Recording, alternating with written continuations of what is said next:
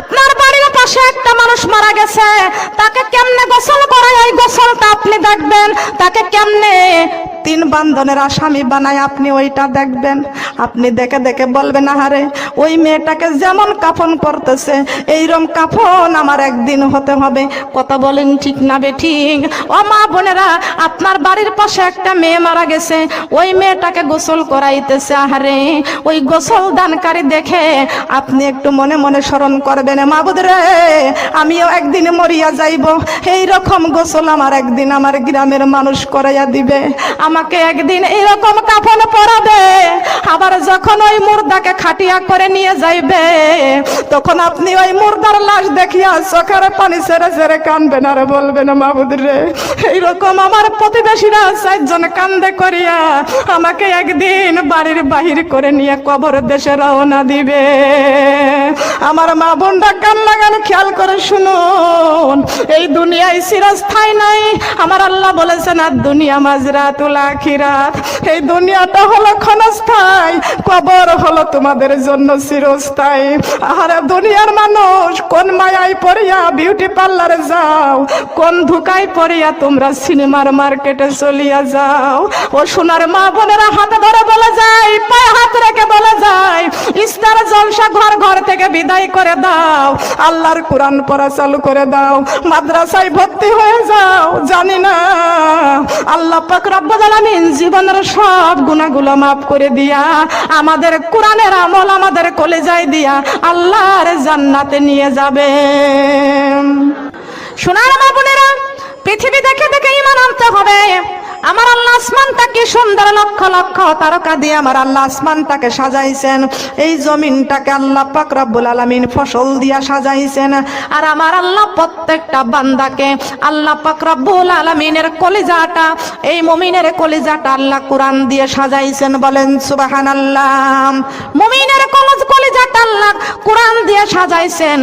এই যে কলবে কোরআন আছে, জিকির আছে, ওই বান্দা যদি জমিন দিয়ে হাঁটে, এই জমিনটা আমার আল্লাহ পাক রব্বুল আলামিনকে ডাক দিয়ে বলতেছেন, মাবুদ রে এই যে আপনার আল্লাহওয়ালা জিকির আলাগুলো যারা জমিন দিয়ে হাঁটতেছে, ও মাবুদ এই সমস্ত জিকিরওয়ালা আল্লাহওয়ালা কোরআন আলা আল্লাহ রে, এদের জন্য আমি জমিন সারা জীবনের মতো সাক্ষী হয়ে গেলাম।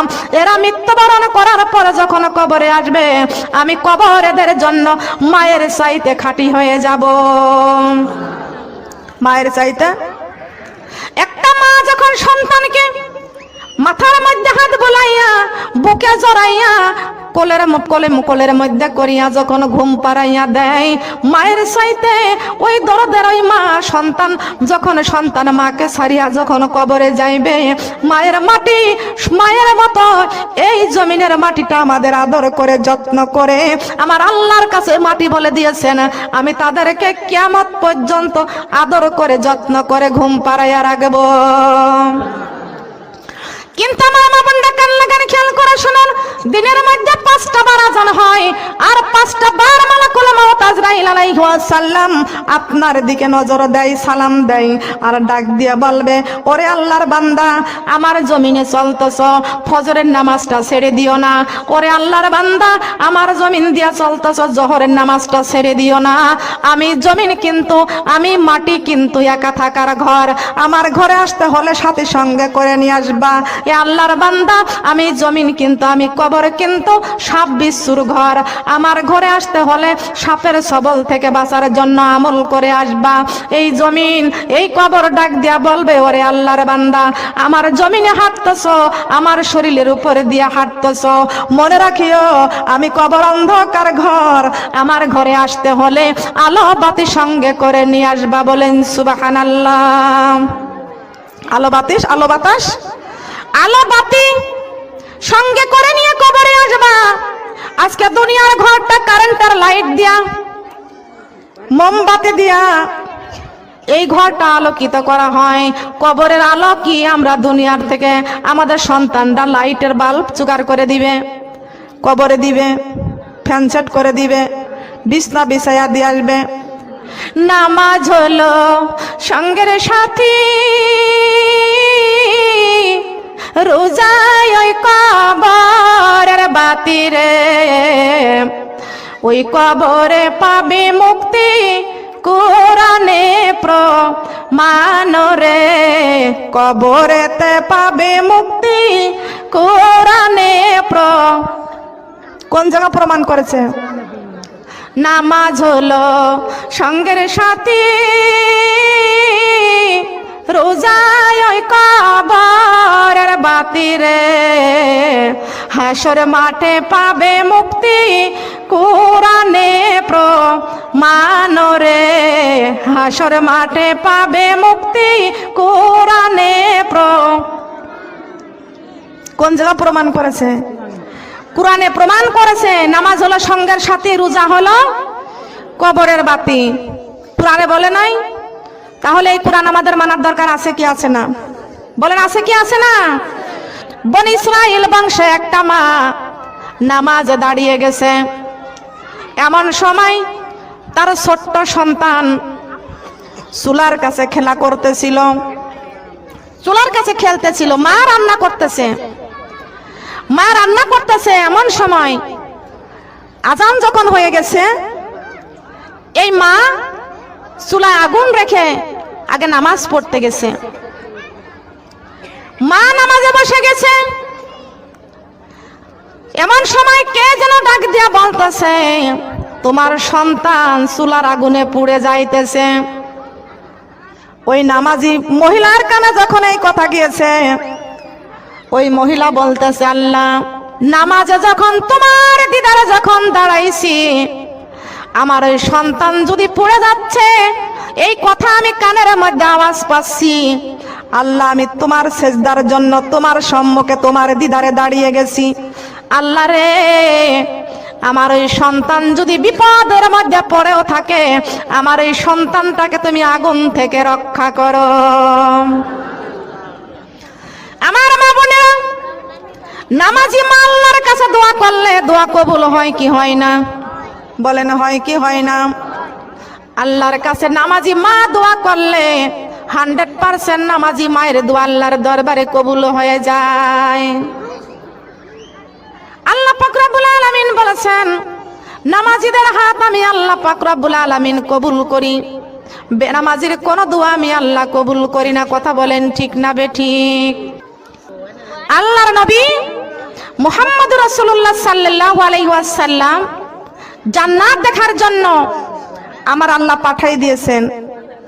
আমার নবী জান্নাত দেখতে গিয়েছেন, এমন সময় জিবরাইল আলাইহিস সালাম জান্নাত দেখানোর জন্য নিয়ে যাইতেছেন। জান্নাতের দরজায় লক করে আওয়াজ করেছেন, ভিতর থেকে উত্তর দিয়ে বলতেছেন, কে? বলছে, আমি জিবরাইল। আখেরি নবী মুহাম্মদ রাসূলুল্লাহ সাল্লাল্লাহু আলাইহি ওয়াসাল্লাম আল্লাহ যাকে জান্নাত দেখার জন্য অনুমতি দিয়েছেন, জান্নাত দেখার জন্য অনুমতি দিয়েছেন না? আল্লাহর নবীর কথা শুনিয়া গেটের দরজা খুলিয়া গেল। আল্লাহর নবী জান্নাতের গেট দিয়া ঢুকে পড়লেন। যাওয়ার পরে দেখতেছেন জান্নাতের বারিন্দায় একজন নবী বসে আছেন। এমন সময় আল্লাহর নবী তাকায়া দেখতে পাচ্ছেন, কত সুন্দর চেহারা, কত সুন্দর চেহারা। এরে জিবরাইল, এমন সুন্দর চেহারা আলা মানুষটা জান্নাতের বারিন্দায় বসে আছে। জিবরাইল আলাইহিস সালাম বলে দিয়েছেন, ইয়া রাসূলুল্লাহ, ইয়া হাবিবাল্লাহ, ওনার নাম হলো উনি ইদ্রিস নবী। কোন নবী? বলেন কোন নবী? এখনো ইদ্রিস নবী মৃত্যুবরণ করে নাই, এখনো জান্নাতের বারিন্দায় বসে আছে। আল্লাহর নবী ইদ্রিস নবীর কথা শুনিয়া ডাক দিয়া বলতেছেন, আসসালামু আলাইকুম ওয়া রাহমাতুল্লাহ। হে ইদ্রিস নবী, তুমি কেমন আছো? হে ইদ্রিস নবী, তুমি কেমন আছো? ইদ্রিস নবী বলতেছেন, আলহামদুলিল্লাহ, আলহামদুলিল্লাহ, সুম্মা আলহামদুলিল্লাহ। জান্নাতের বারান্দায় এত শান্তিতে আছি, এমন শান্তি আর জীবনেও কোনোদিনও পাই নাই। আল্লাহর নবী ডাক দেয়া বলতেছেন, ইদ্রিস নবী রে, জান্নাতের বারান্দায় এত শান্তি, না জানি জান্নাতের ভিতরে আরো কত শান্তি। হে ইদ্রিস নবী, তুমি জান্নাতের বারিন্দায় আসো কেন? জান্নাতের ভিতরে প্রবেশ করো না কেন? জান্নাতের ভিতরে ঢোকো।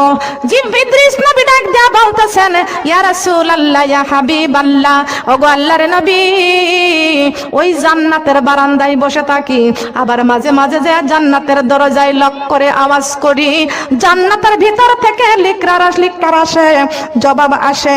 আখেরি নবীর উম্মত এই জান্নাতে না আসা পর্যন্ত অন্য কোন নবী কেউ জান্নাতে ঢোকার পারমিশন আমার আল্লাহ দেয় নাই। আমার আল্লাহ আগে আখারি নবীর উম্মত এই জান্নাতে প্রবেশ করবে, তারপরে মুসা নবী যাবে, তারপরে ঈসা নবী যাবে, তারপরে ইব্রাহিম নবী যাবে। কোন নবীর আগে অন্য কোন নবী, আখারি নবীর উম্মত আগে জান্নাতে যাবে, তারপরে অন্য অন্য নবীরা যাবে। আমরা কিন্তু মুসা নবীর উম্মত না, আমরা কিন্তু ঈসা নবীর উম্মত না, আমরা হলাম আখারি নবীর উম্মত। আমরা হলাম আখেরি নবীর উম্মত। সুবহানাল্লাহ বলেন। আমার নবী মেরাজে যাইয়া আল্লাহ পাক রব্বুল আলামিনকে ডাক দিয়া বলতেছেন, আল্লাহ আপনি মুসা নবীকে একটা মুজিজা দান করেছেন। তুর পাহাড়ে বসে বসে মুসা নবী আল্লাহ আপনার সঙ্গে কথা বলেছেন, তার পরিবর্তে আপনি আমাকে কি দিয়েছেন? আমার আল্লাহ পাক রব্বুল আলামিন ডাক দিয়া বলতেছেন, বন্ধুরে, তুর পাহাড়ে মুসা নবীর সঙ্গে আমি আল্লাহ তুর পাহাড়ে নিয়ে এসে কথা বলেছি, তার পরিবর্তে আমি আপনাকে আমার পঞ্চম সপ্তম আসমানে নিয়ে এসে আপনার মেরাজ করাইছি। কোন আসমানে? কত আসমানে আনছি? সপ্তম আসমানে আপনাকে আমি আনেছি।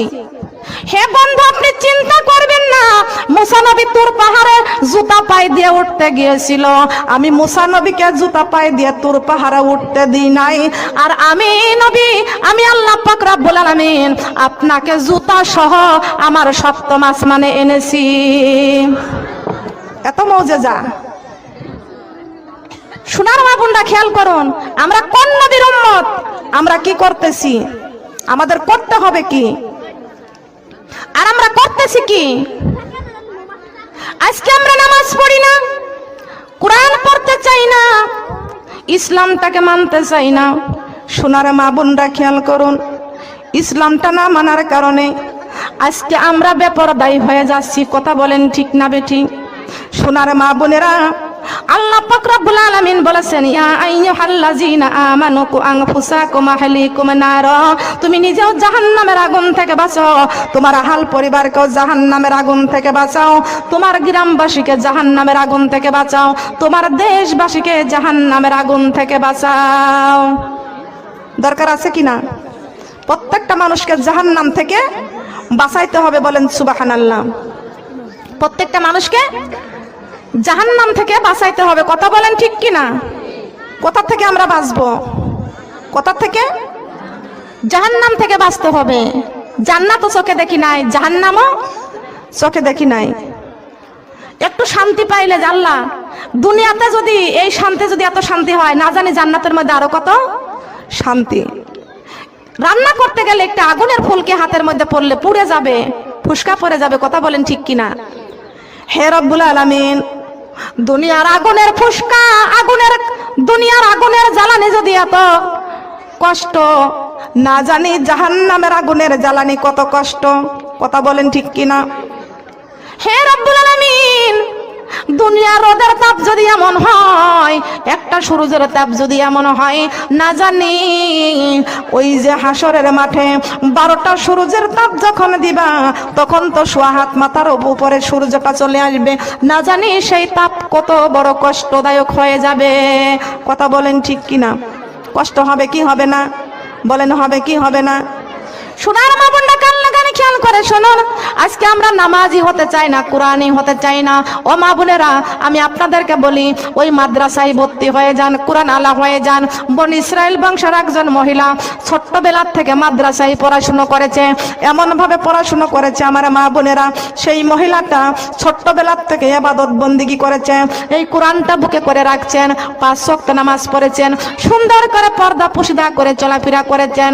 মহিলাটা 12 বছরের সময় বিবাহ হয়েছেন। বলেন সুবহানাল্লাহ। 12 বছরের সময় বিবাহ হয়েছে। স্বামীর ঘরে গেছে, স্বামীর ঘরে যাওয়ার পরে 12 বছর পরে যায় এর মধ্যে আর সন্তানাদি কিছু হয় না। 12 বছর যখন পূর্ণ হয়ে যায়, সন্তানাদি না হলে মনে করেন কি স্বামীও দেখতে পারে না, শাশুড়িও দেখতে পারে না। দেখতে পারে, পাড়া প্রতিবেশী কি গলে বলে গালি দেয়, হাটপুরা বলে গালি দেয়, আটকুরা বলে না, কত কথা সন্তান না হওয়ার কারণে। কিন্তু এই মহিলাটা নামাজের মধ্যে বসে আমার আল্লাহর কাছে কান্দে। বলেন কার কাছে কান্দে?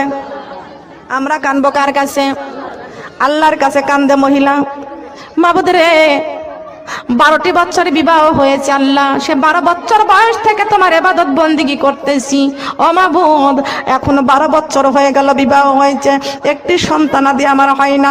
একটি সন্তান না হওয়ার কারণে মাবুদ রে, আমারও স্বামীর হাতে নির্যাতন সহ্য করা লাগে, শাশুড়ির কথা শুনতে হয়, শ্বশুরের কথা শুনতে হয়, প্রতিবেশীরা আটকুরো বলে গালি দেয়।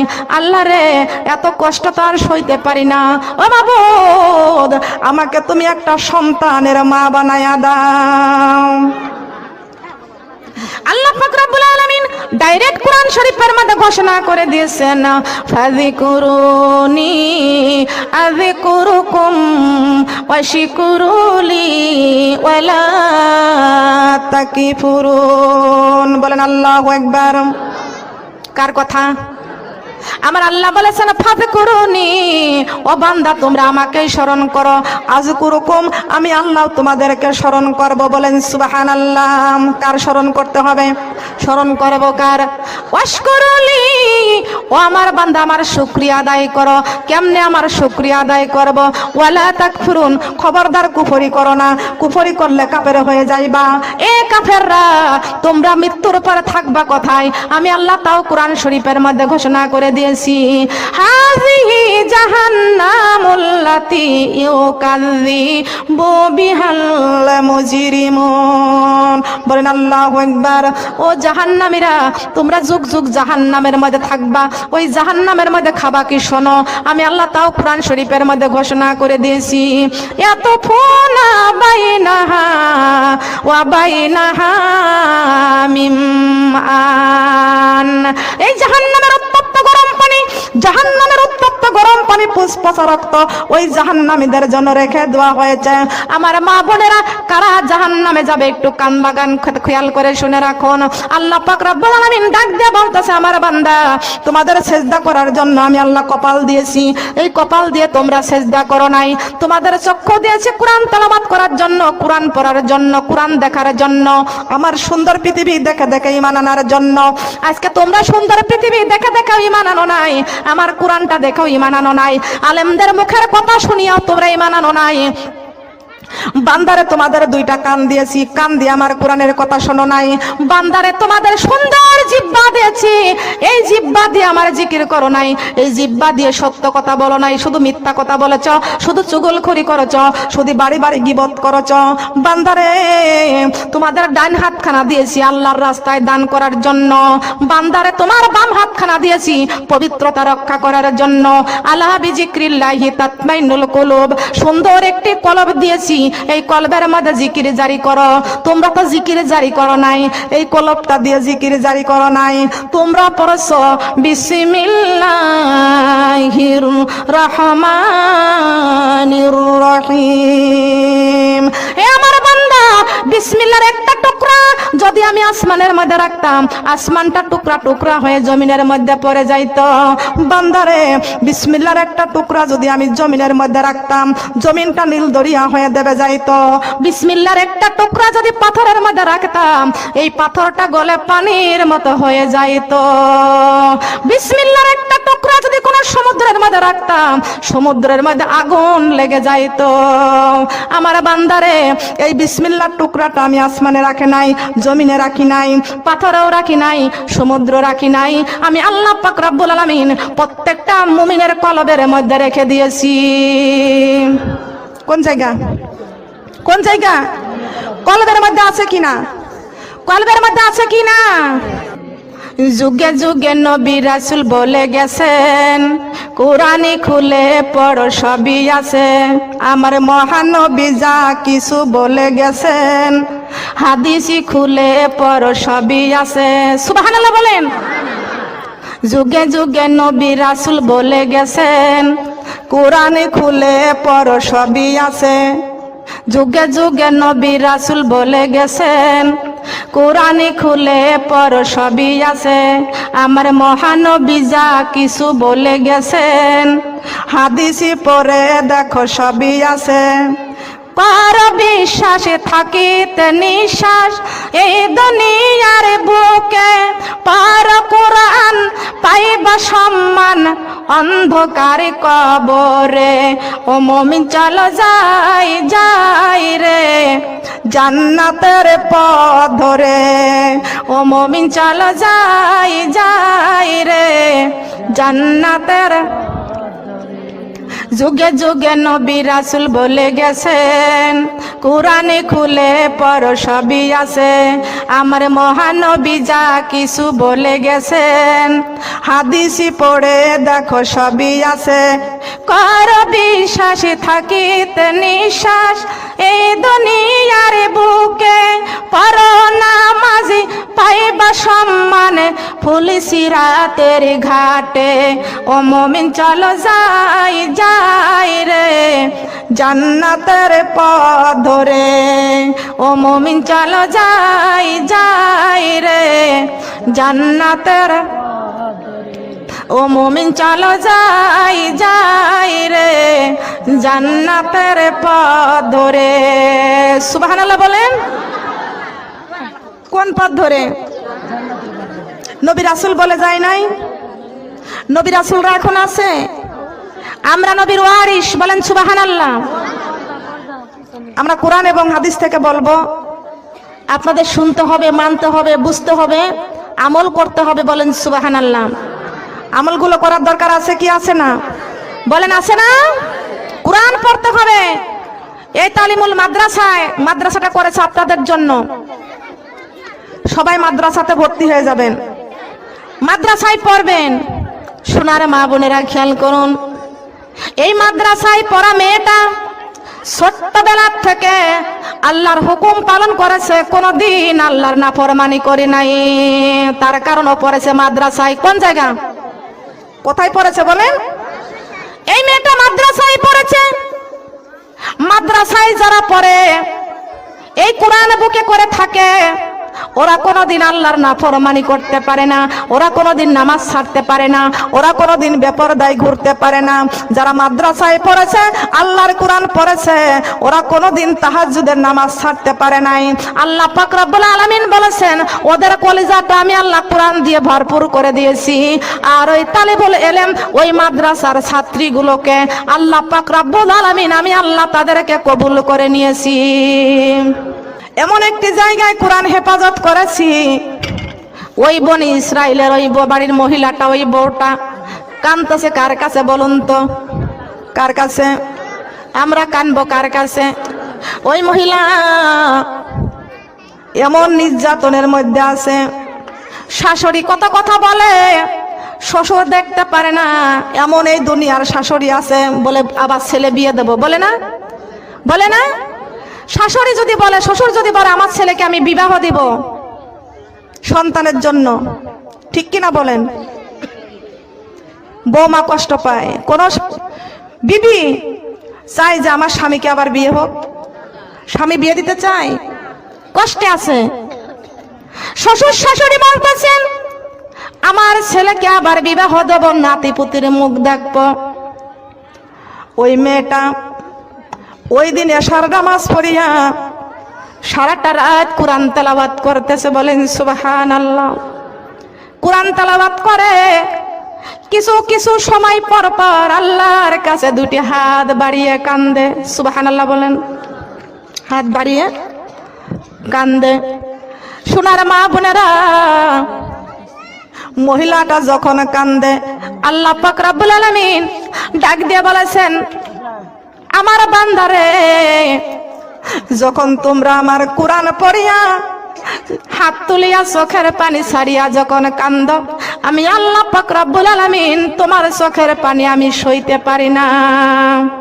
সুবহানাল্লাহ বলেন। আমি সইতে পারি না। মুমিনের চোখের পানি আল্লাহ সহ্য করতে পারে না।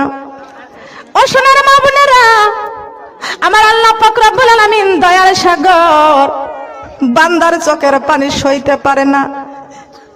আমার আল্লাহ পাক রব্বুল আলামিন বান্দিকে ডাক দিয়া কয়, বান্দিরে আমি আল্লাহ কোরআন শরীফের মধ্যে ঘোষণা করে দিয়েছি, ফাযকুরুনি আযকুরুকুম ওয়াশকুরুলি ওয়ালা তাকফুরুন। বলেন আল্লাহু আকবার।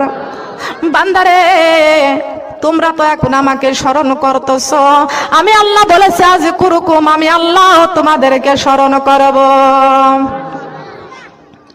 মহিলা কিছু সময় কোরআন তেলাওয়াত করে মনের কষ্টে মা হওয়ার জন্য আল্লাহর কাছে দুটি হাত বাড়িয়ে বাড়িয়ে কান্দে। এইভাবে কাঁদতে কাঁদতে তাহাজ্জুদের নামাজের সময় হয়ে গেছে। ওই মহিলা কোরআন তেলাওয়াত করলেন, আবার বসলেন তাহাজ্জুদের নামাজে। তাহাজ্জুদের নামাজ পড়িয়া দুইটি হাত আমার আল্লাহর দরবারে বাড়াইয়া চোখের পানি ছেড়ে কান্দার বলে, আল্লাহ আজকের এই তাহাজ্জুদের নামাজ পড়লাম, আজকের তাহাজ্জুদের বিনিময় ও আল্লাহ তুমি আমার একটা সন্তানের মা বানাইয়া দাও, একটা সন্তানের মা তুমি আমাকে বানিয়ে দাও। আল্লাহ পাক রব্বুল আলামিন ডাক দিয়া বলেছেন, আমার বান্দিরে আমি আল্লাহ বলে দিয়েছি, বান্দিরে তাহাজ্জুদের রক্তে কে হাত বাড়াইছো, কার সন্তান নাই, সন্তানের জন্য হাত বাড়াইছো, আমি আল্লাহ তোমরা চাইতে দেরি করো, আমি দিতে দেরি করি না। কে আসরে বান্দি অভাবের মধ্যে আছো, তাহাজ্জুদের নামাজ পড়ে হাত বাড়িয়ে কান্দো, আমি আল্লাহ তোমাদের হাত কবুল করে নেব। কে আসরে আমার বান্দা তোমরা মেলা মুসিবতের মধ্যে পড়ে আসো, তাহাজ্জুদের রক্তে হাত বাড়িয়ে কান্দো, আমি আল্লাহ তোমার মুসিবত থেকে আমি আল্লাহ রক্ষা করব। ও সোনার মা বোনেরা, এমনই সময় মহিলা তাহাজ্জুদের নামাজ পড়ে কাঁদতেছে, মাবুদ রে আজ 12টি বছর বিবাহ হয়েছে, সন্তান হয় নাই, আজকে এই তাহাজ্জুদের নামাজের ওসিলায় তুমি আমার একটি সন্তান দান করো। আল্লাহ পাক রব্বুল আলামিন দোয়া কবুল করে নিয়েছেন। মহিলা তাহাজ্জুদের নামাজ পড়ে মোনাজাত করে কোরআন তেলাওয়াত করতে করতে ফজরের নামাজের আজান হয়ে গেছে। মহিলা নামাজ পড়েছে, নামাজ পড়িয়া সংসারের কাজ কর্ম করিয়া এমন সময় এক লোকমা খাবার নিয়ে বসে আছেন, বলেন সুবহানাল্লাহ। এক লোকমা খাবার নিয়ে বসছে, এমন সময় দেখতে পাচ্ছে একটা সাহেব ওই দরজার কাছে আসিয়া বাড়ির বাহিরে একটু দরজায় দাঁড়িয়ে ডাক দিয়া বলতেছেন, ও মা কে আছো মা বাড়িতে? আজ 3 দিন কোনো খানা পানি খাই না, মা গো একটু খাবার আমাকে দিতে পারবা কিনা, আমার 3 দিনের ক্ষুধা নিবারণ করতে পারবা কিনা? কে যেন ডাক দিয়ে বলছে। এই মহিলা খাবারটা কেবল হাতে নিয়েছে, এমন সময় ফকির দরজায় দাঁড়িয়ে বলতেছেন, ও মা একটু খাবার দিবা কি, 3 দিনের ক্ষুধা সহ্য করতে পারি না। মহিলার খাবারটুকু না খাইয়া ওই ফকিরকে খাবারটুকু খাওয়াইয়া দিলেন। ফকির খাবারটুকু খাওয়ার পরে 2টি হাত আল্লাহর কাছে বাড়াইছেন, ডাক দিয়া বলতেছেন, মাবুদ রে ওই যেই মা আমার 3 দিনকার ক্ষুধা নিবারণ করে কলিজায় শান্তি দিয়ে দিল, ও আল্লাহ ওই মার কলিজায় তুমি শান্তি দাও। অশান্তি আছে কিসের জন্য? একটা সন্তানের জন্য। সুবহানাল্লাহ বলেন।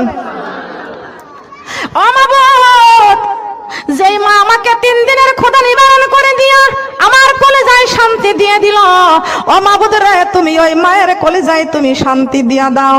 আল্লাহর দরবারে হাত কবুল হয়ে গেল, দোয়া কবুল হয়ে গেল। 1 সপ্তাহের মধ্যে ওই মেয়েটা গর্ভবতী হয়ে গেলেন। সুবহানাল্লাহ। দোয়া আল্লাহর দরবারে কবুল হয় কি হয় না? এ মা বোনেরা, দোয়া ছাড়া ভাগ্যের চাকা ঘোরে না। কথা বলেন ঠিক না বেঠিক? আজকে তো দুয়ার অনুষ্ঠান হওয়া বন্ধ হয়ে গেল। কথা বলেন ঠিক না বেঠিক? যত করোনা দুয়ার অনুষ্ঠানে হয়, যত করোনা মাদ্রাসায় হয়, যত করোনা কোরআনের মাহফিলে হয়, আর কোন জায়গায় করোনা নাই। কথা বলেন ঠিক না বেঠিক? বাংলাদেশের মুসলমান এখন কি হয়ে গেল, কোন পর্যায়ে চলে গেল গমা? মাদ্রাসা বন্ধ, ওয়াজ মাহফিল বন্ধ। এটা কেন হতে পারবে না? আল্লাহর কোরআন নিয়ে মারব, কিন্তু বেঈমান হয়ে আমরা জীবন দিব না। কথা বলেন ঠিক না? বলেন ঠিক কিনা বলেন? ইমান নিয়ে মারব, কোরআন বাদ দিয়ে কখনো মারব না। মৃত্যু বরণ করব, কোরআন কলেজায় করে মারব। কোরআন আমাদের জীবন, কোরআন আমাদের মরণ। কোরআন থাকবে মওতে, কোরআন থাকবে জীবনে, কোরআন থাকবে কবরে, কোরআন থাকবে হাসরে, কোরআন থাকবে মিজানে। কোরআন আমাদের জান্নাতে পৌঁছে দিবে। এই কোরআন আমরা কেউ ছাড়তে পারবো না। কথা বলেন ঠিক কিনা? বলেন। আমার মা বোনেরা গো, যেই মহিলা ছোট্টবেলা থেকে মাদ্রাসায় পড়েছে, একটা অভাব ছিল, সেই অভাবটা হলো সন্তানের অভাব। স্বামীর ঘরে টাকার অভাব ছিল না, পয়সার অভাব ছিল না, খাবারের অভাব ছিল না, পোশাকের অভাব ছিল না, গহনার অভাব ছিল না। একটা অভাব ছিল মাত্র, একটা সন্তানের মা হওয়ার কারণে। সন্তানের মা না হওয়ার কারণে অভাবটা ছিল। কিন্তু আমার মা বোনেরা, আমাদের আল্লাহর ইবাদত বন্দেগী করতে হবে। না জানি কখন আল্লাহ আমাদের মনের আশাটা পূরণ করবে। আমরা আল্লাহর কাছে যা চাইবো, আল্লাহর কাছে, কার কাছে বলেন? চাইবো কার কাছে? দুনিয়ার মানুষের কাছে চাইলে দুনিয়ার মানুষ বেজার হয়ে যায়। আল্লাহর কাছে যত চাইবো, আমার আল্লাহ ততই খুশি হয়ে যায়। কথা বলেন ঠিক কিনা? বলেন। পৃথিবী ছেড়ে একদিন চলে যেতে হবে, তবে যাব আমরা কি নিয়ে? ঈমান নিয়ে কবরে যাইতে হবে। আমাদেরকে মুমিন হয়ে কবরে যাইতে হবে। কথা বলেন ঠিক কিনা? আজকে মুমিন হয়ে কবরে যাইতে চাই না, আল্লাহর নাফরমান। ভয় হলো কবরের না, ভয় হলো করোনা। কথা বলেন ঠিক কিনা? কিসের ভয়? করোনা।